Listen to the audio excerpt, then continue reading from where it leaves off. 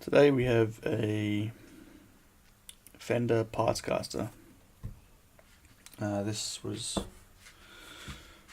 this is bits are put together with all nice stuff. So it's almost complete. We just have to extend some wires and finish off the wiring. We need to put a earth to the bridge. We need to hook up the input jack, get it playing, and then do a major setup, because it's never been set up before. So we have to do intonation, neck relief, check neck fall away. We have to make a new nut, and yeah, give it the old once over. Let's get to it.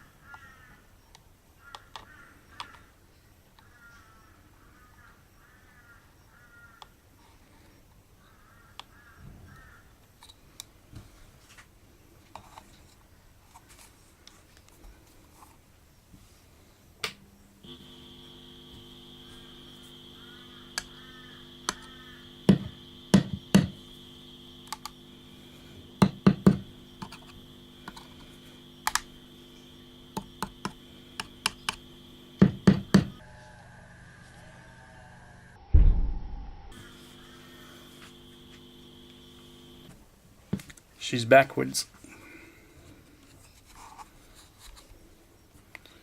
So the neck is in the bridge position, the bridge is in the neck position.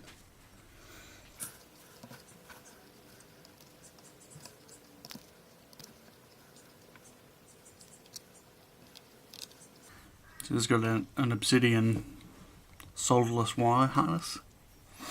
They're a neat little device. They come all pre-wired up with 5-way your tone cap, and just install it in one piece type of thing. And there's this quick connect block. They've just got little buttons to hold the wire in, kind of like an old speaker wire. It's pretty convenient.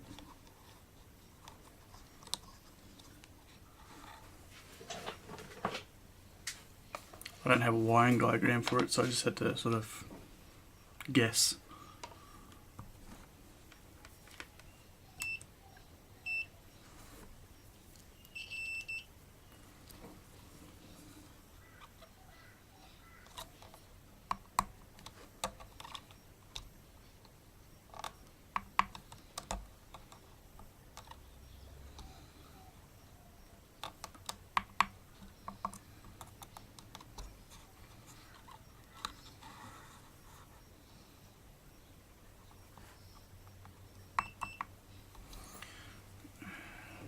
My only complaint is, looks like these back two aren't connected to anything. And I still got to put my bridge wire in. I'd normally just solder it to the back. But I think what we'll do is just double up this input earth.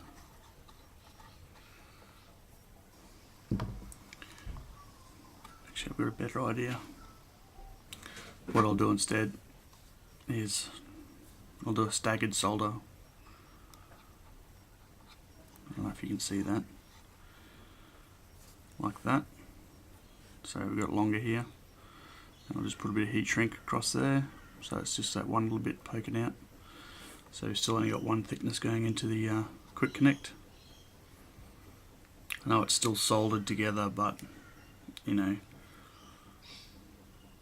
least you can still quick connect, disconnect the input and ground, and take the switch plate away while leaving the input jack still connected and left behind. So still goes with the theme of the quick connect system, but just a little bit better. I just don't like the idea of putting two wires in there separate.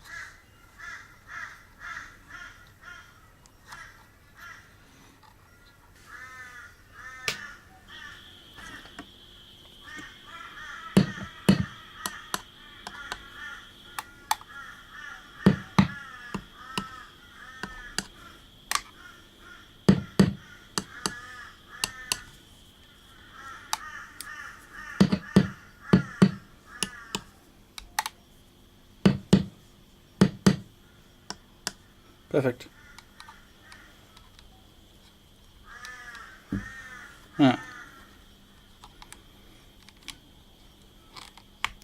What's going on there?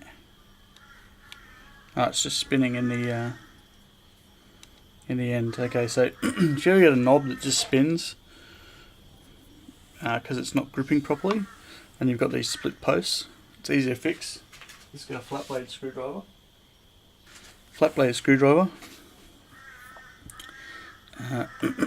And just prise it in there gently.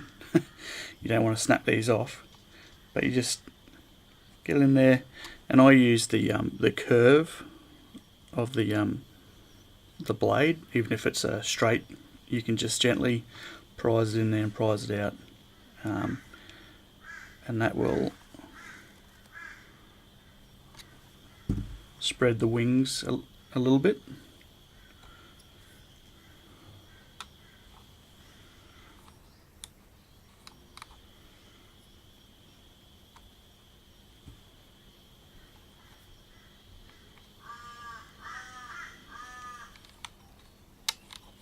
Perfect.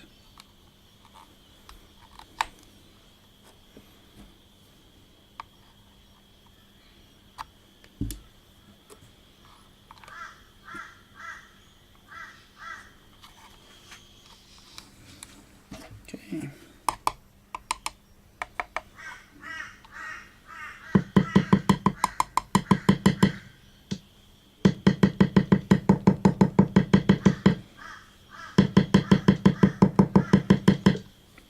Okay, everything's working fine.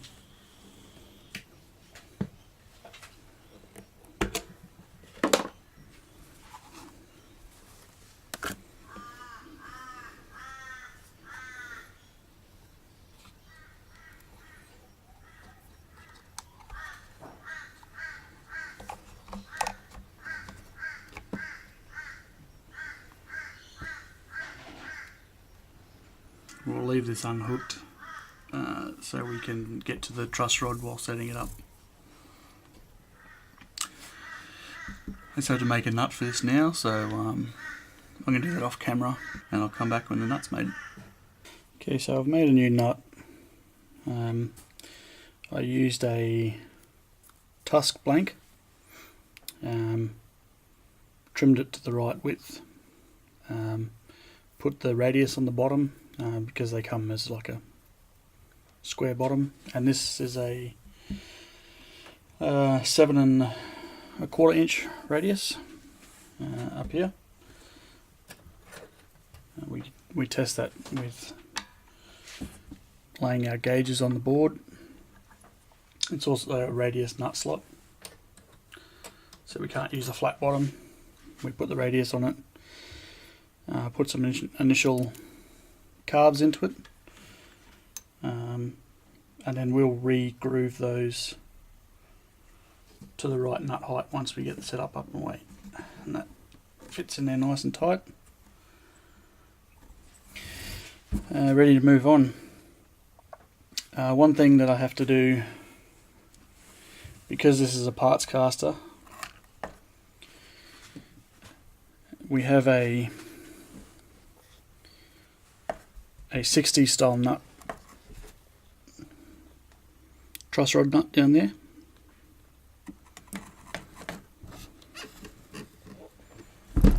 So it adjusts from here using a special tool. It looks like that. So you have 190 and 145, so you can get in there, you know, without poking a screwdriver in. You can just get in there and make your truss rod adjustment. But as you can see, there's no relief in the body. So rather than routing a channel through there, all we're going to do is put a barrel sander using an air drive like this, and we'll take all this off and get it protected, mark where it is, and just cinch in there till we get to the bottom of the radius of the nut. Of course, we'll take the neck out, but we'll just sand test until we've just got enough to expose the barrel nut. That'll give us our relief so we can make truss rod adjustments, and then we'll just put a little bit of varnish on the exposed wood to protect it. So that's our next step.